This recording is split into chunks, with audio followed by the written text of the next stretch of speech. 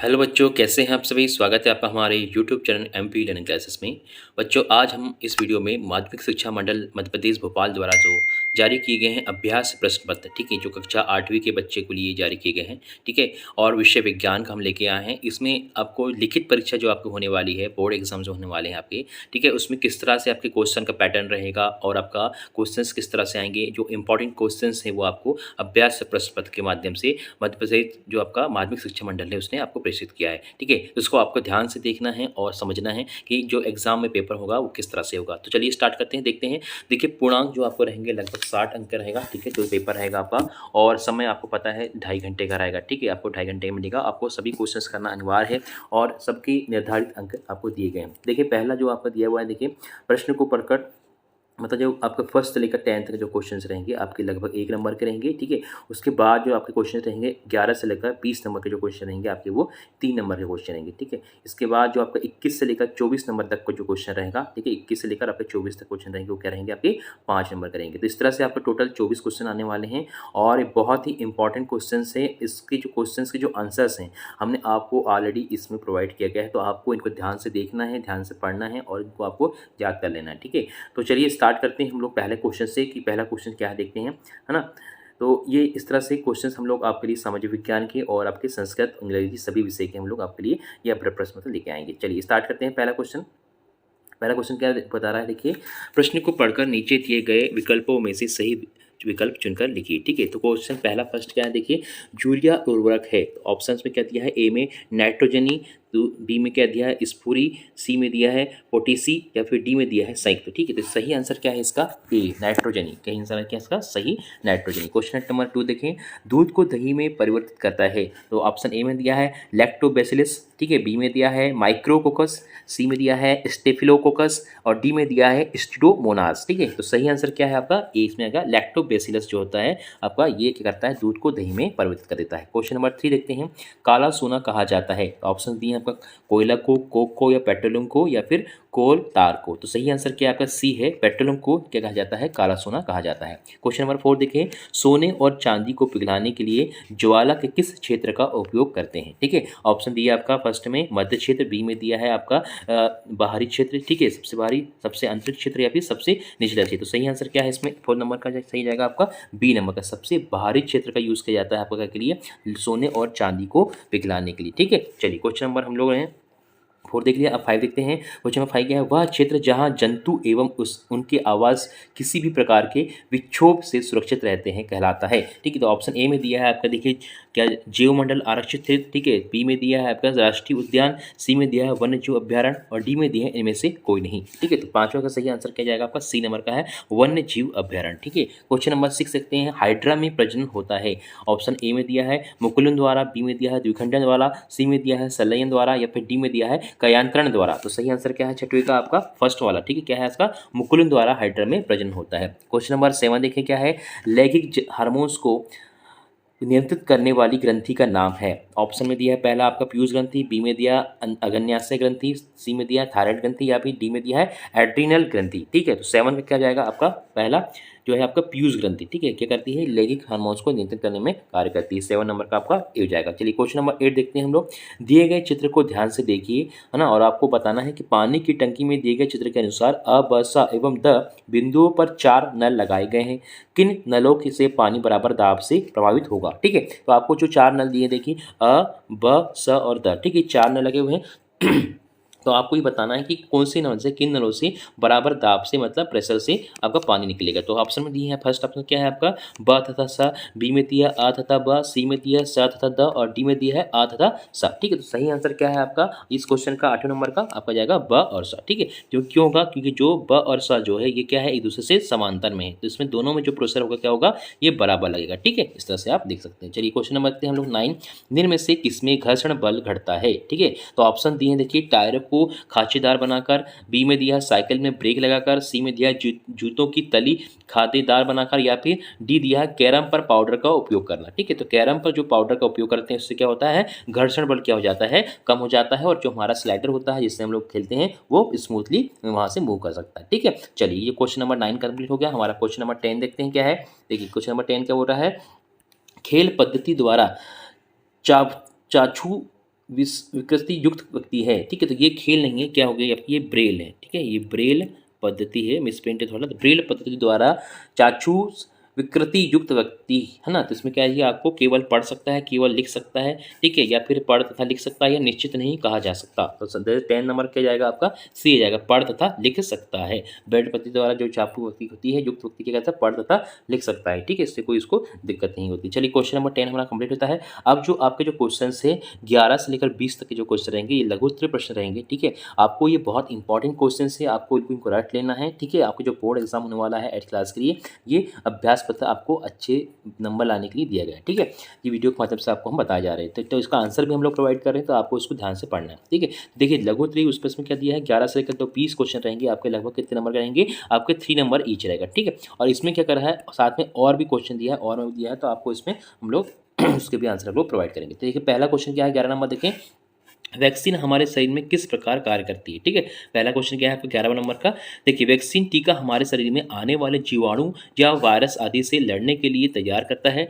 यह एक जीवों के शरीर का उपयोग करने वाला बनाया गया द्रव है, जिसके प्रयोग से शरीर में किसी रोग विशेष से लड़ने की क्षमता बढ़ जाती है, ठीक है। इस तरह से आप बता सकते हैं कि जो वैक्सीन हमारे शरीर में किस तरह कार्य करती है, ठीक है। चलिए क्वेश्चन नंबर 12 देखते हैं, सीड ड्रिल यंत्र द्वारा बुआई करने से क्या लाभ है। तो इसकी आप आंसर किस तरह से लिख सकते हैं, सीड ड्रिल यंत्र द्वारा बुआई करने के लिए निम्न लाभ है, ठीक है। पहला क्या है कि सीड ड्रिल यंत्र द्वारा बीजों में समान दूरी व गहराई बनी रहती है, ठीक है, पहला हो गया। दूसरा लिख सकते हैं आप, बुआई के बाद बीज मिट्टी में अच्छे से ढक जाते हैं, ठीक है। तीसरा क्या लिखते हैं आप, सीड ड्रिल यंत्र द्वारा बुआई करने से समय व श्रम दोनों की बचत होती है। तो तीन तरह, इस तरह से आप 3 यहाँ पे पॉइंट लिख सकते हैं, बहुत ही आसान, आपको हम शब्दों में आपको प्रोवाइड करें, ठीक है। चलिए क्वेश्चन नंबर 13 देखते हैं, विसरित एवं नियमित परावर्तन में कोई 2 अंतर बताइए, ठीक है। तो आपको विसरित और नियमित परिवर्तन में आपको 2 अंतर बताने हैं। तो पहला हम देखते हैं विसरित परावर्तन, ठीक है।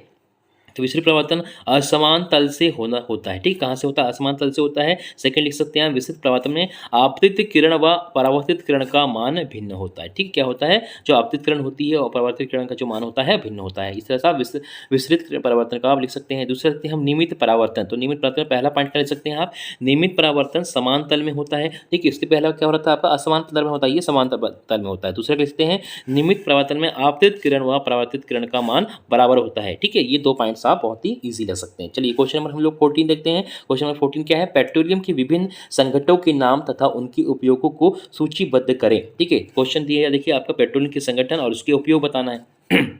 पहला आपका क्वेश्चन देखिए, ऑप्शन क्या लिखेंगे इसमें आप, द्रवित पेट्रोलियम गैस, जिसको हम बोलते हैं, क्या बोलते हैं, एलपीजी, लिक्विड पेट्रोलियम गैस, ठीक है। तो इसमें क्या आप उपयोग लिखेंगे, घरों और उद्योगों में ईंधन के रूप में इसका उपयोग किया जाता है, क्या का, द्रवित पेट्रोलियम गैस का, एलपीजी का, ठीक है। सेकंड देखते हैं हम लोग कौन सा पेट्रोलियम संगठन है, पेट्रोल। तो पेट्रोल जो है विलायक है, ठीक है, मोटर ईंधन सूक्ष्म धुलाई के लिए विलायक, ठीक है। मोटर ईंधन मतलब हमारी जो गाड़ियाँ होती है उसमें उस ईंधन के रूप में यूज़ करते हैं, और शुष्क धुलाई जो होती है मतलब ड्राई क्लीनिंग जिसको बोलते हैं, उसमें विलायक का काम करता है। क्वेश्चन नंबर 3, सॉरी इसका नंबर पॉइंट 3 देखते हैं, है ना। इस नंबर का है मिट्टी का तेल, या इसको हम बोलते हैं केरोसिन। तो इसका योग काय में करते हैं, स्टोव में, लैंप में या जेट वायुयान में किया जाता है, ठीक है। आएगा मिट्टी के तेल का मतलब केरोसिन का। क्वेश्चन नंबर 4 देखते हैं, डीजल, सॉरी क्वेश्चन नंबर 4 नहीं है, इसका ऑप्शन 4 है, ठीक है। डीजल का योग भारी मोटर वाहनों के लिए किया जाता है। और आपका 5वां है पैराफिन मोम। पैराफिन मोम मतलब होता है जो मोमबत्ती बनाने के लिए या वैसलीन बनाने के लिए इसका यूज़ किया जाता है। तो 5 इसके संगठक हैं, पहला हो गया आपका एलपीजी, दूसरा हो गया आपका पेट्रोल, तीसरा हो गया मिट्टी का तेल या केरोसिन, चौथा होगा डीजल, और 5वां होगा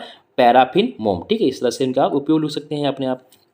चलिए क्वेश्चन नंबर 15 देखते हैं, लैंगिक जनन तथा अलैंगिक जनन में क्या अंतर है, उदाहरण दीजिए, ठीक है। तो आपको पहला हम बता रहे हैं लैंगिक जनन के उदाहरण, जो आपको पॉइंट के लिखना है। तो देखें, लैंगिक जनन में नर तथा मादा युग्मक का संलयन होता है, ठीक है, पहला पॉइंट हो गया। दूसरा क्या लिखते हैं, लैंगिक जनन में युग्मज विकसित होकर नया जीवन बनाने हैं, ठीक है। तीसरा क्या होगा, उदाहरण के लिए आप लिख सकते हैं मनुष्य लिख सकते हैं, गाय लिखते हैं, भैंस लिखते हैं, और जितने भी जीव जंतु हैं जिसमें लैंगिक जनन होता है उनका आप उदाहरण लिख सकते हैं। दूसरा अब देखते हैं अलैंगिक जनन में क्या होता है। देखिए पहला ऑप्शन, अलैंगिक जनन में केवल एक ही जनक नए जीव को जन्म देता है, ठीक है।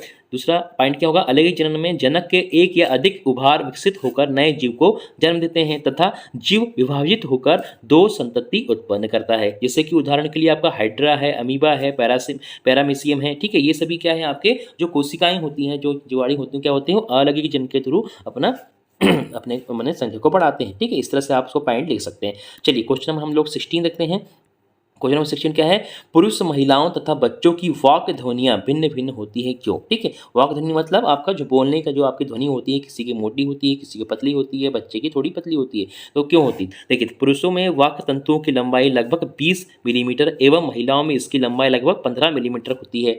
बच्चों के वाक तंतु बहुत छोटे होते हैं, यही कारण है कि पुरुषों, महिलाओं और बच्चों की वाक ध्वनियाँ भिन्न भिन्न होती है। ठीक है, इस तरह से आप इसको पॉइंट को लिख सकते हैं। ठीक है, चलिए क्वेश्चन देखते हैं हम लोग। 17 नंबर क्या है, 17 नंबर देखिए, विद्युत लेपन किसे कहते हैं, दैनिक जीवन में विद्युत लेपन में उपयोग बताएं। ठीक है, आपको विद्युत लेपन के उपयोग बताना है। तो देखिए इसका उत्तर कैसे लिखेंगे आप, एक धातु पर दूसरी धातु की परत चढ़ाना क्या कहलाता है, विद्युत लेपन कहलाता है। ठीक है, एक धातु पर दूसरी धातु की परत चढ़ाना विद्युत लेपन कहलाता है। इसका उपयोग नकली आभूषण, गैस बर्नर, ठीक है, साइकिल का हैंडल है ना, ट्रैक्टर की पार्ट्स, लोहे की वस्तु एवं टीन की परत आदि में किया जाता है। ठीक है, ये आपका आंसर हो जाएगा। आप इसको लिख सकते हैं, यहाँ पे नोट कर सकते हैं, आप इसको याद करना आपको। क्वेश्चन नंबर 18 देखते हैं, तीव्र दहन, स्वतः दहन तथा विस्फोट से आप क्या समझते हो, उदाहरण सहित की बताइए। तो इसका आंसर लिखेंगे, तीव्र दहन मतलब क्या होता है, जब गैस तेजी से जलने लगती है तथा उष्मा और प्रकाश उत्पन्न करती है, इसको हम बोलते हैं तीव्र दहन कहते हैं। ठीक है, कहलाती है। उसमें जैसे कि उदाहरण के लिए क्या दिया है, एलपीजी दिया है, सीएनजी दिया है, जलती हुई माचिस की तीली, ये सभी क्या है, तीव्र दहन के उदाहरण है। क्वेश्चन नंबर जिसका हम लिखते हैं स्वतः दहन के, देखते हैं हम लोग क्या है। देखिए, स्वतः दहन मतलब क्या होता है, इस प्रकार का दहन जिसमें पदार्थ बिना किसी प्रत्यक्ष कारण के अचानक लपटों के साथ जल उठता है, वह स्वतः दहन कहलाता है। जैसे कि सफेद फास्फोरस का दहन, जंगल में आग का लगना आदि सब क्या है, आपके स्वतः दहन कहलाते हैं। ठीक है, चलिए कुछ इसका हम लोग देखते हैं 3rd नंबर का, विस्फोटक। विस्फोटक मतलब जब पटाखे को जलाते हैं तो एक आकस्मिक अभिक्रिया होने से उष्मा, प्रकाश और ध्वनि पैदा होती है। इस प्रकार की जो अभिक्रिया कहलाती है वो विस्फोटक कहलाती है। ठीक है, तो चलिए देखते हैं क्वेश्चन नंबर 19। क्वेश्चन नंबर 19 क्या है, देखें, वन्य प्राणी अभ्यारण्य और राष्ट्रीय उद्यान में अंतर स्पष्ट कीजिए, किन्हीं दो राष्ट्रीय उद्यानों के नाम लिखिए। ठीक है, तो पहला देखिए, वन्य प्राणी अभ्यारण्य किसे कहते हैं, इसको बताते हैं। देखिए, ऐसे क्षेत्र जहां वन्य प्राणी सुरक्षित एवं संरक्षित रहते हैं, वन्य प्राणी अभ्यारण्य कहलाता है। ठीक है, दूसरा क्या है आपका, राष्ट्रीय उद्यान, वन्य जंतुओं के लिए आरक्षित विशाल क्षेत्र जहां वह स्वतंत्र रूप से आवास एवं प्राकृतिक संसाधनों का उपयोग कर सकते हैं, वो क्या कहलाते हैं, राष्ट्रीय उद्यान कहलाते हैं। ठीक है, जो वन्य प्राणी अभ्यारण्य जहाँ पे क्या होता है, छोटा क्षेत्र होता है जहाँ पे उनको सुरक्षित और संरक्षित रखा जाता है, और जो राष्ट्रीय उद्यान जो होता है वो आरक्षित विशाल क्षेत्र होता है और जहाँ पे वो प्राकृतिक वातावरण में रहते हैं। ठीक है, तो उसको बोलते हैं हम राष्ट्रीय उद्यान। ठीक है, दो राष्ट्रीय उद्यान जैसे कि सतपुड़ा राष्ट्रीय उद्यान है और पन्ना राष्ट्रीय उद्यान है, या पेंच राष्ट्रीय उद्यान, या फिर कान्हा किसली राष्ट्रीय उद्यान है, या आप एग्जाम्पल दे सकते हैं। ठीक है, आपके लिए सिंपल जो है कान्हा किसली जो हो जाएगा आपका, और पेंच राष्ट्रीय उद्यान हो जाएगा, या फिर पन्ना राष्ट्रीय, ये सब आपके क्या है, आपके राष्ट्रीय उद्यान के उदाहरण है।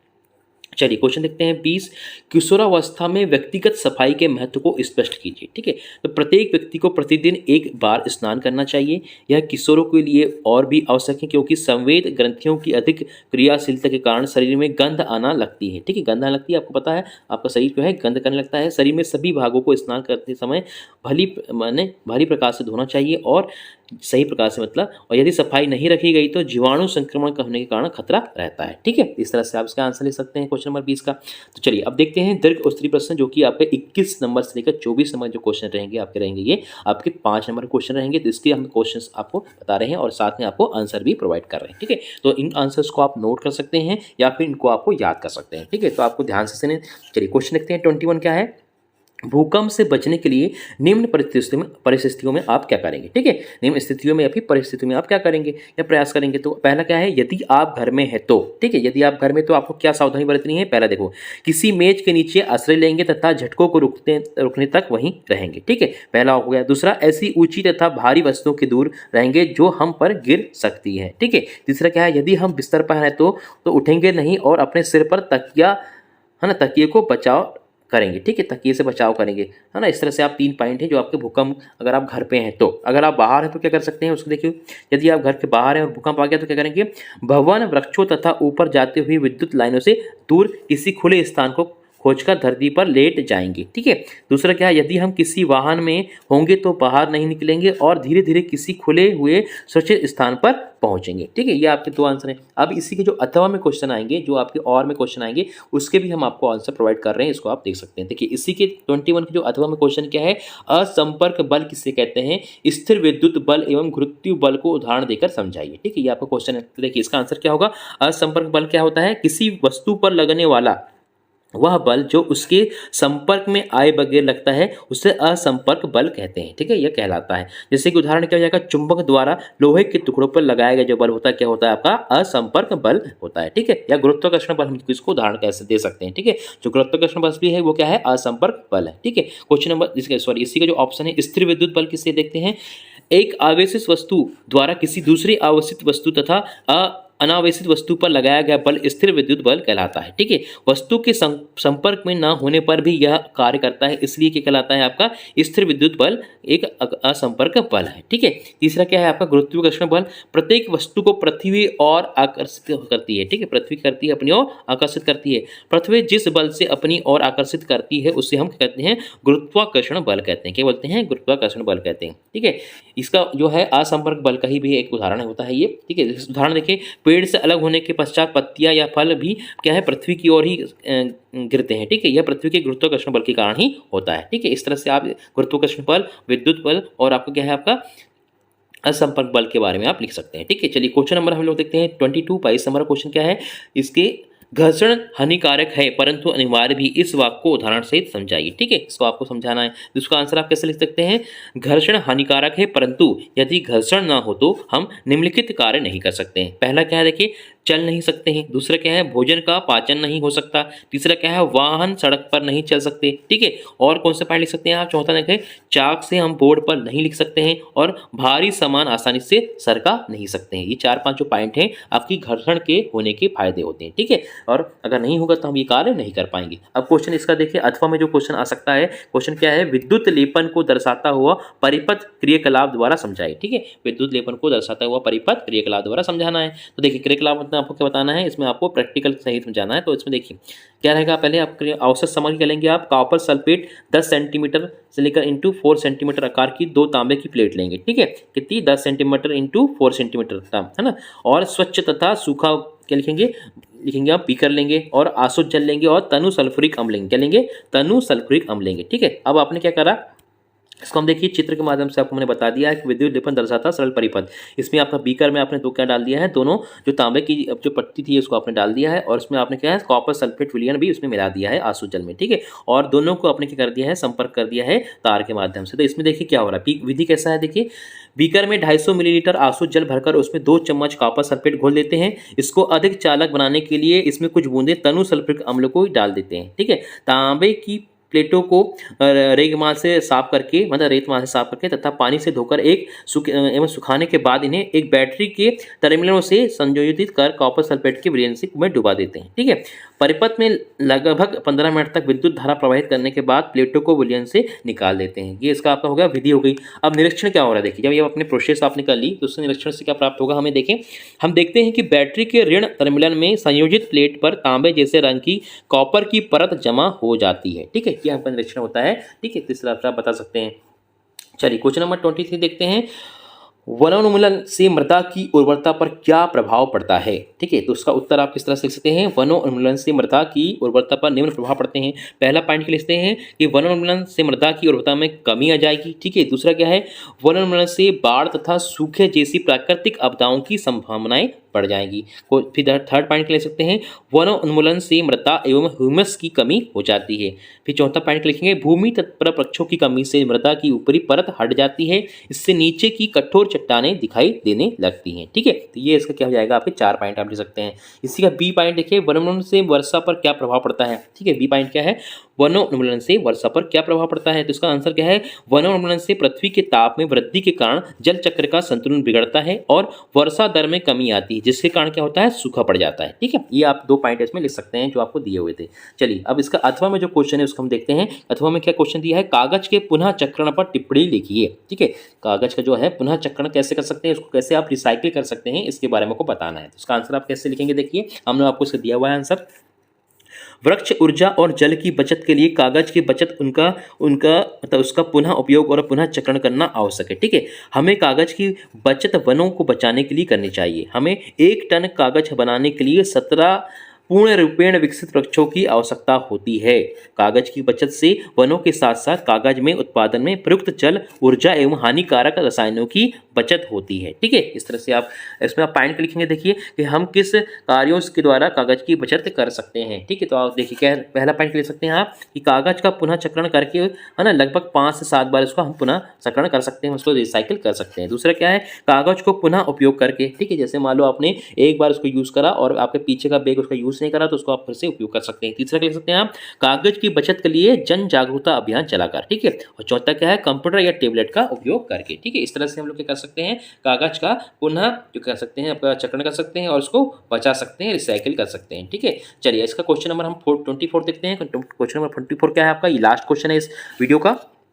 मानव कान का नामक के चित्र बनाकर उसकी कार्य प्रणाली को समझाएं। ठीक है, मानव कान का करना है आपको, नामक का चित्र बनाना है और उसकी कार्य प्रणाली को समझाना है। ठीक है, तो देखिए हमने जो है मानव जो कर्ण है ना, कान है, उसकी हमने क्या है आपको एक इमेज यहाँ पे पेस्ट कर दी है कि उसके जो अंतःकरण का पूरा इसमें आपको चित्र बना हुआ। ठीक है, इस तरह से आपको वहाँ बनाना है और इसके बारे में क्या लगा है, देखिए ये आपका क्या हो गया, आपका ये बाहर कर्ण हो गया। ठीक है, और इसके बाद में जो ये यहाँ पे है, ये आपका अंतःकरण है। ठीक है, इसके बाद कर्ण पटल दिया हुआ, तो इसका हम बारे में आप डिटेल में कैसे लिख सकते हैं। देखिए इसकी कार्य प्रणाली क्या है, जब ध्वनि हमारे कान में प्रवेश करती है तो यह एक नली से गुजरकर कर्णपटल पर पहुंचती है। ठीक है, ध्वनि के कंपन कर्णपटक को कंपित कर देते हैं। कर्णपटक कंपनों के आंतर कण तक भेज देता है, वहां से संकेतों को मस्तिष्क तक भेज दिया जाता है और इस प्रकार से हम ध्वनि सुन पाते हैं। ठीक है, ये पूरी प्रोसेस है जो है कार्य प्रणाली है आपके कान की, मतलब कान की, तो उसको आपको लिखना है। दूसरा इसी के अथवा में जो क्वेश्चन आ सकता है, क्या आ सकता है, मानव नेत्र नामक चित्र बनाइए तथा इसके विभिन्न भागों के कार्य भी लिखिए। ठीक है, तो आपको क्या करना है, एक मानव चित्र बनाना है, मानव का जो नेत्र है, नेत्र का, इसमें देखिए हमने मानव का जो नेत्र चित्र बनाया हुआ है, इसमें देखिए रेटिना है, आपका प्रकाशिक तंत्रिका है, कार्निया है, लेंस है। ठीक है, इसके बाद आपका पश्चापेशी है, लेंस है और कार्निया। ठीक है, इस तरह से आप इसको बनाना है आपको। उसके बाद इसकी कार्य प्रणाली लिखना है कि कौन कौन से भाग से क्या होता है। देखिए नेत्र के विभिन्न भागों के कार्य। ठीक है, नेत्र का बाहरी आवरण सफेद होता है। ठीक है, यह नेत्र के आंतरिक भागों को दुर्घटनाओं से बचाता है। इसके पारदर्शी अग्रभाग को कार्निया या स्वच्छ मंडल कहते हैं। क्या बोलते हैं, कार्निया या फिर स्वच्छ मंडल कहते हैं। कार्निया जो होता है कि पीछे एक गहरे रंग की संरचना होती है जिसे पारितारिका कहते हैं। क्या बोलते हैं, पारितारिका कहते हैं। इसमें एक छोटा सा द्वार होता है जिसे पुतली कहते हैं। ठीक है, क्या उसको क्या बोलते हैं, पुतली कहते हैं। पारितारिका पुतली के साइज को नियंत्रित करती है एवं उसे इसका विशिष्ट रंग प्रदान करती है तथा नेत्र में प्रवेश होने वाले प्रकाश को नियंत्रित करती है। पुतली के पीछे एक लेंस होता है, यह प्रकाश को रेटिना पर फोकस करता है। ठीक है, रेटिना अनेक तंत्रिका कोशिकाओं का बना होता है। तंत्रिका कोशिकाओं द्वारा अनुभव की गई संवेदनाओं को इसको तंत्रिका द्वारा मस्तिष्क तक पहुंचाया जाता है। ठीक है, इस तरह से जो पूरे भाग हैं इसके, ये अपना काम करते हैं और हमें जो सामने का दृश्य है वो हमें दिखाते हैं। ठीक है, इस तरह से आप इसके कारण प्रणाली लिख सकते हैं। टोटल आपके जो क्वेश्चन 24 क्वेश्चन से हमने इसकी कंप्लीट कर लिए हैं। ठीक है, तो ये क्वेश्चन जो है बहुत इंपॉर्टेंट क्वेश्चन है आपके मेन एग्जाम के पर्पज से। आपको इनको अच्छे से रट लेना है, इसको पढ़ लेना है, क्योंकि हो सकता है ये इसी तरह का क्वेश्चन पेपर आपके एग्जाम में आ जाए। ठीक है, तो ये वीडियो आपको कैसा लगा हमें कमेंट बॉक्स में बताएं और इस वीडियो को अधिक से शेयर करें अपने फ्रेंड्स को जो आपके 8th क्लास में बच्चे हैं उनको। ठीक है, वीडियो के माध्यम से उन्हें भी पेपर का जानकारी मिल पाए। ठीक है, और वो अच्छे से इसको पढ़ सके। ठीक है, तो वीडियो देखने के लिए बहुत बहुत धन्यवाद। Thanks for watching.